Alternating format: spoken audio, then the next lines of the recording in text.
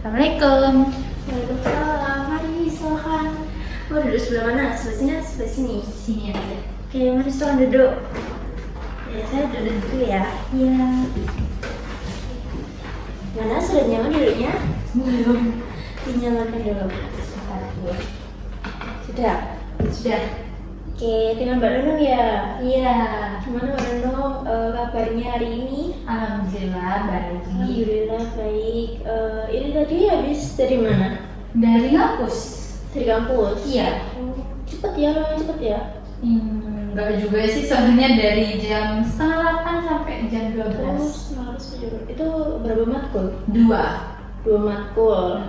Mata kuliah apa itu, Mbak Nung? Mata kuliah apa ya? Kewirausahaan sama statistika. Statistika itu yang angka-angka gitu ya? Iya, aduh, pusing ibu. Lumayan ini ya, semester 5 ini gedor-gedornya lumayan banyak. Iya. Oke, ini setelah kuliah dari mana Mbak Nunung ini? Tadinya sih sempat main sebentar terus ke ibu. Oh, langsung ke saya ya. Iya. Oke, nggak ada kegiatan lain? Enggak, soalnya kan ya paling di kos aja sih. Oh, anak kos Mbak Nunung ini? Iya. Asal dari mana Mbak Nunung? Dari Madura. Dari Madura. Wah, kenapa kok milih di Adibuana? Kan di sana juga ada kampus Trunojoyo bukan ya? Oh iya, ya. Tapi kayak lebih enakan di Surabaya, pengen yang di luar kota gitu aja. Pengen merantau. Iya, sama terus teman-temannya juga beda-beda kan. Kalau di Trunojoyo sih teman saya dominannya ke sana. Jadi ketemunya ya itu aja. Ini tahu kampus Adibuana dari mana? Itu kakak saya Oh, kakak. lulusan sini juga, tapi dia seni. Oh, seni budaya. Iya. Kok kamu bisa langsung ke BK ini apa? Pengen dari awal kah atau? Awalnya pengen ke psikolog, cuman katanya ibu tuh mending ke BK aja gitu kan, sama-sama belajar psikolog juga. Terus sama kakak juga mending ke BK aja. Oh, langsung diarahin ke BK. Iya. Yang dari psikolog terus ke BK. Iya. Oke, itu gimana nih rasanya jadi anak kos? Enak gak enak sih? Enak nggak enak? Iya. Enaknya dulu apa? Enaknya bisa kemana-mana tanpa kayak ditelepon jadi ayo pulang. Biasanya kan kalau di rumah nggak boleh keluar yang jauh-jauh ya, tapi di sini boleh.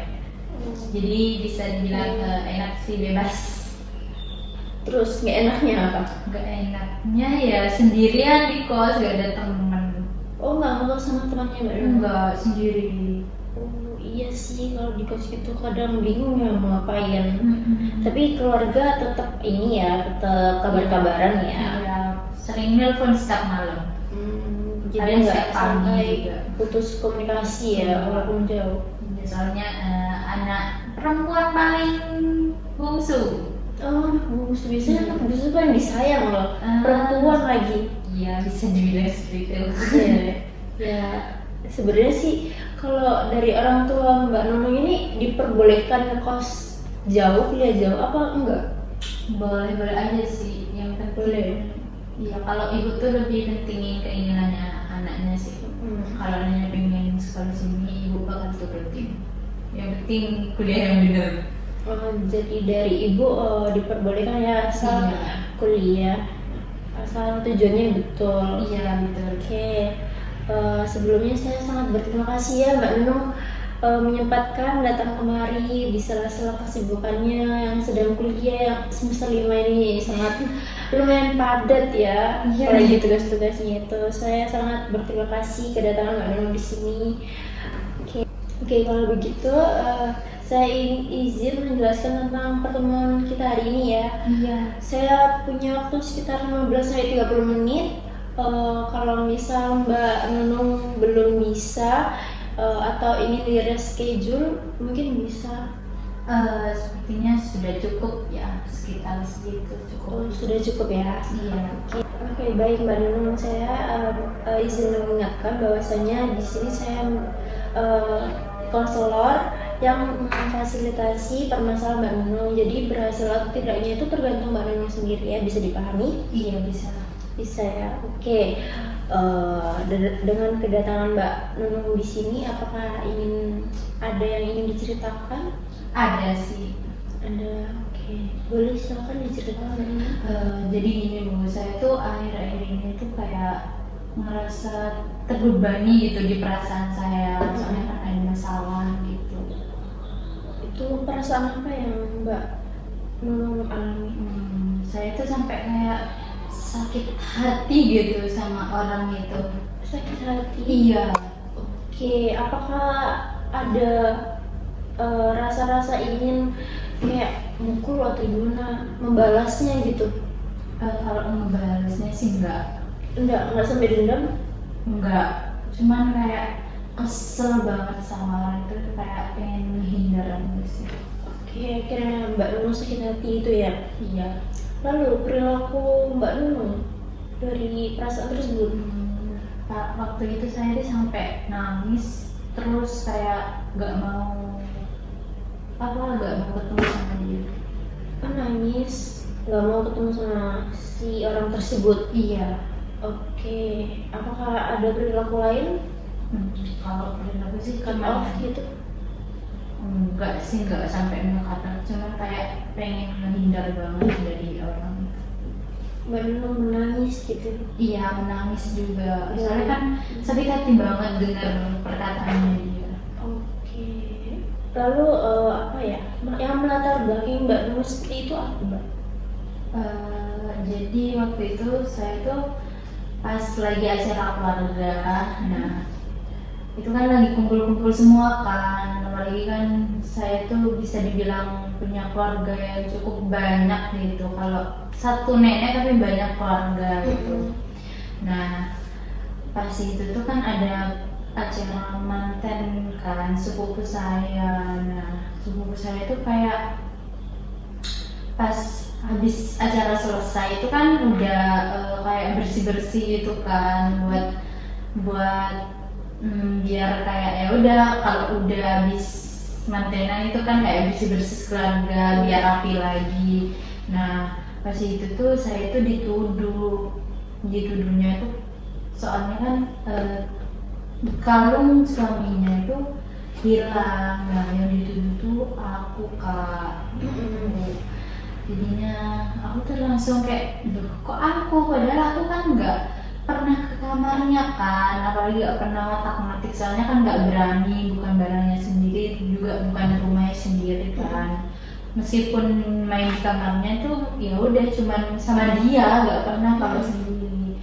Jadi saya tuh dituduh kalau saya tuh kamu ya yang ngambil kalung suamiku gitu. Padahal kan jelas-jelas aku tuh gak tidur di kamar itu, padahal aku jelas-jelas tidur di rumah sebelah. Nah rumah itu ada dua, jadi saya tidurnya di rumah sebelah, jadi gak pernah masuk sama sekali ke kamarnya dia. Soalnya kan gak bisa dibilang juga rumah sebelahnya ini yang kamarnya ini ada kayak orang-orang keluarga dekat banget gitu, jadinya kan saya nggak berani, soalnya jauh juga keluarganya, maksudnya dari keluarga jauh dari Jakarta, nah yang ada di rumah ini, jadinya saya tetap nggak berani buat ke sana, tapi malah saya yang dituduh. Nah itu tuh saya kayak sakit hati banget dituduh, apalagi bilangnya tuh kayak kamu ya yang ambil gitu, kayak kasar gitu, kayak sakit hati banget gitu. Padahal jelas-jelas saya itu nggak ngambil. Oke, berarti dengan kata lain Mbak Nunung ini sempat dituduh dengan sepupu sendiri ya? Iya. Di sepupu waktu ada hajatan menikah. Iya. Oke, lalu sepupu Mbak Nunung ini langsung menuduh tanpa ada bukti. Iya betul, makanya saya langsung sakit hati, langsung pengen menghindar dari dia. Saya nggak terima, soalnya emang saya nggak ngambil, saya nggak pernah masuk ke kamarnya kalau emang dia. Apakah tuduhan tersebut ada buktinya? Nggak ada sih, nggak ada sih, nggak ada. Nggak ada kan? Iya. Lalu kenapa Mbak Nunung merasa sakit hati? Ya soalnya kan saya emang nggak ngambil, kenapa harus dituduhnya tuh sampai kayak gitu ngomongnya. Saya nggak terima kan. Apakah perkataan semua orang lain itu selalu didengar? Iya, soalnya kan ya udah diselimuti kesel gitu. Jadi sakit hati. Apakah tuduhan tersebut berdampak sampai sekarang kepada Mbak Nunung? Sampai ke kuliah Mbak Nunung, sampai ke Mbak Nunung nggak bisa tidur, apakah seperti itu? Enggak juga sih, cuman pas awal-awal aja. Enggak kan? Iya. Lalu kenapa Mbak Nunung sampai sakit hati seperti itu? Ya, karena nggak terima aja gitu, soalnya nggak ada bukti tapi tiba-tiba dituduh gitu. Apakah semua orang harus berkata yang baik-baik sama Mbak Nunung? Iyalah, kan jelas-jelas gak ada buktinya kalau aku yang ngambil. Oke, lalu emangnya ada hak Mbak Nunung melarang orang lain untuk berkata yang tidak seperti itu? Enggak juga sih. Oke, emangnya Mbak Nunung siapa? Ya karena saya sepupunya, saya nggak terima. Namanya sepupu itu harus berkata yang baik-baik, harus selalu baik kepada Mbak Nunung.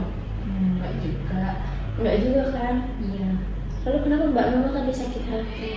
Ya mungkin karena saya tuh ya nggak terima itu tadi, soalnya kan saya nggak pernah dituduh kayak ngambil-ngambil barang, tapi tiba-tiba dia yang nuduh. Tapi tuduhan tersebut tidak ada buktinya kan secara nyata? Enggak ada. Hanya perkataannya dia saja kan? Iya, asumsi dia. Oke, jadi Mbak Nunung nggak harus sakit hati.